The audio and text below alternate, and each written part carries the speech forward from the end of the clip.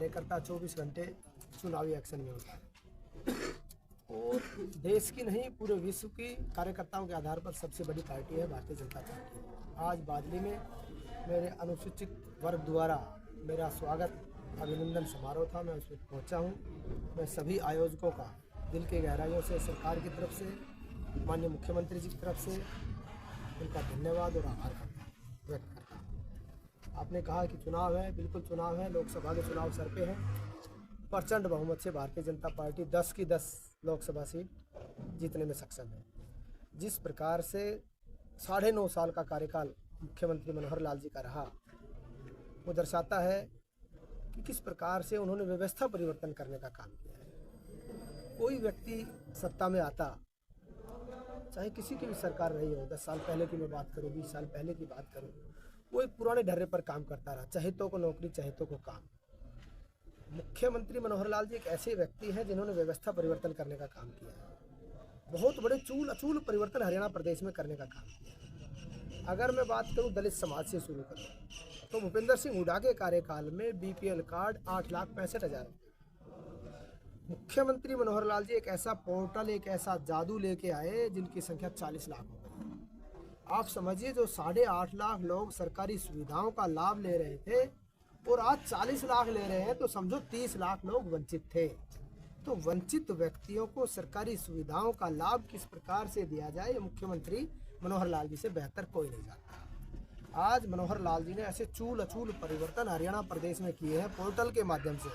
आप देखिए बुढ़ापा पेंशन किस प्रकार से बूढ़े बूढ़े व्यक्ति अपने पोतों से कहा करते थे, अरे मेरी पेंशन निकलवा ला, अरे राकेश भाई मुझे टेम्पो में बिठा दे, जाते थे ना। आज किसी को कहीं जाने की जरूरत नहीं है। 60 साल के होते ही घर बैठे बुढ़ापा पेंशन बन जाती है और खाते में आ जाती है। मनोहर लाल का कमाल है। ऐसे चूल अचूल परिवर्तन दर्शाते हैं कि प्रचंड बहुमत से 10 की 10 लोकसभा सीट भारतीय जनता पार्टी के पक्ष में लोग देने का काम करेंगे।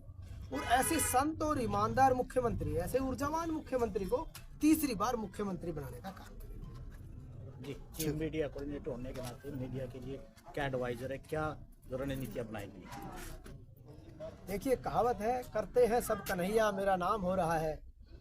हमें व्यवस्थाओं की नज़रिए से मुख्यमंत्री जी ने मीडिया के तौर पर नियुक्त जरूर किया है, लेकिन मनोहर लाल जी का काम बोलता है, मनोहर लाल जी का नाम बोलता है, मनोहर लाल जी की ईमानदारी बोलती है, मनोहर लाल जी का संत होना बोलता है। ऐसे संत मुख्यमंत्री जिन्होंने अपने घर का नाम भी संत कबीर कुटीर रख दिया हो, इससे बड़ा संत कोई नहीं हो सकता।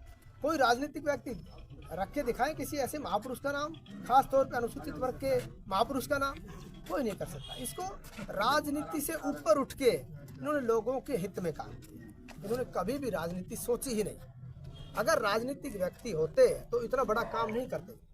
प्रमोशन में रिजर्वेशन का छोटा काम नहीं है दलितों के लिए, बहुत बड़ा काम 1966 से हरियाणा प्रदेश में मांग उठी थी, आज तक कोई नहीं कर पाया। पहली कलम से प्रमोशन में रिजर्वेशन दिया, पहली कलम से सफाई कर्मचारी आयोग बनाया, पहली कलम से अनुसूचित जाति आयोग बनाया। इतने बड़े बड़े काम खास तौर पर दलित समाज के लिए किए हों, ऐसा संत ईमानदार मुख्यमंत्री कहाँ मिलेगा। पहला मुख्यमंत्री जिसने जात धर्म और पार्टीबाजी से ऊपर उठकर, क्षेत्रवाद से ऊपर उठकर, भाई भतीजावाद से ऊपर उठकर सरकारी नौकरियां दी हो।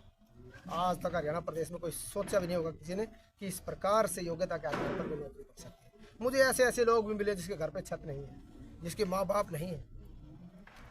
ऐसे ऐसे लोग सब इंस्पेक्टर HCS भर्ती हुए हैं। ये कमाल सिर्फ मनोहर लाल जी कर सकते हैं, और इस मनोहर लाल जी का कमाल है कि 10 की 10 लोकसभा सीट और तीसरी बार प्रचंड बहुमत से भारतीय जनता पार्टी की सरकार हरियाणा प्रदेश में। मीडिया को लेकर इतिहास में जो सोशल मीडिया है, यूट्यूबर है, कोई कार्यक्रम होता था तो इनको अनऑथराइज, जैसे कॉलोनियां नहीं होती है, अनऑथराइज समझा जाता था।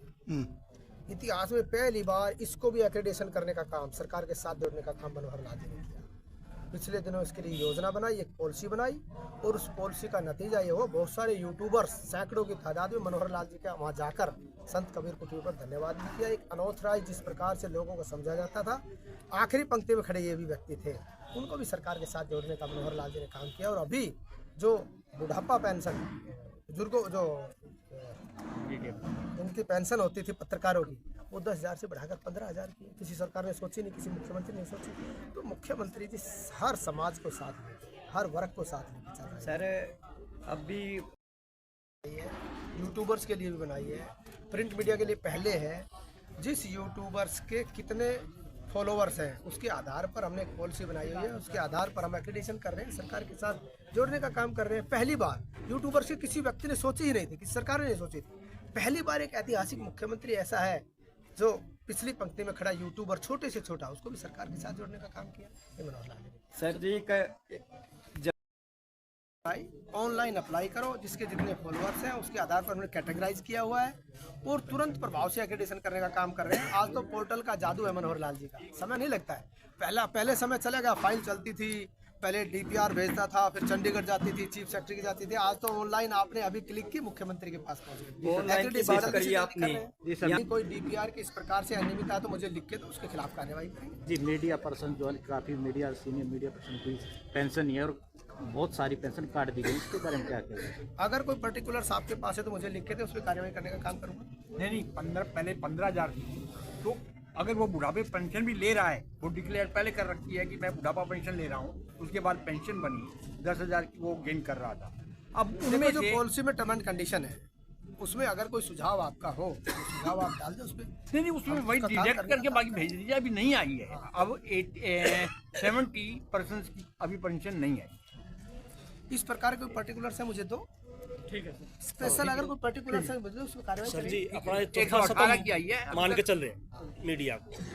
मुझे ये बताओ, इस स्तंभ का टूल लगता है, बाकी कोई तीनों स्तंभ का टूल नहीं लगता। देखिए, हमने अभी पॉलिसी बनाई है, पॉलिसी में बहुत सारी सुधार की भी आवश्यकता है। अगर इसी प्रकार के कोई और सुझाव भी आपके पास है, इसके अलावा एग्रीडेटेड है ना, उनका तो होना चाहिए। वो सुझाव आप दें तो उस पर विचार विमर्श करेंगे। संभावनाएं होती है हर काम की। हाँ बिल्कुल, मैं कह रहा हूँ चौथा स्तंभ यही क्योंकि छिटा जा रहा है चारों तरफ से, शोषण इसी का हो रहा है। करेंगे कार्रवाई, आप लिख के दो, उस पर जरूर सरकार सोचेगी। सर जी के जो 15 अगस्त 26 जनवरी आती है उस पे भी एक सोशल वर्कर का शोषण होता है, तो इस पर क्या सरकार ने क्या कदम उठाए? उसी का नतीजा है। इस प्रकार से यूट्यूबर्स और छोटे पत्रकार का जो शोषण हो रहा था, उसी को देख के हमने सरकार के साथ जोड़ने का काम किया यूट्यूबर्स को। 80% सरकारी अधिकारियों को सम्मान किया जाता है और बाकी देखते रह जाते हैं। तो इसमें क्या अनदेखी के करते हैं, जैसे DC का PA है, DPR है, वो अपनी मनमानी करते हैं। उन्हीं चीजों को देखते हुए तो पॉलिसी बनाई है सरकार के साथ जोड़ने का, एक्रेडिटेशन करने का काम। जब एक्रेडिटेशन होगा तो कोई रोकेगा नहीं। ठीक है, थैंक यू।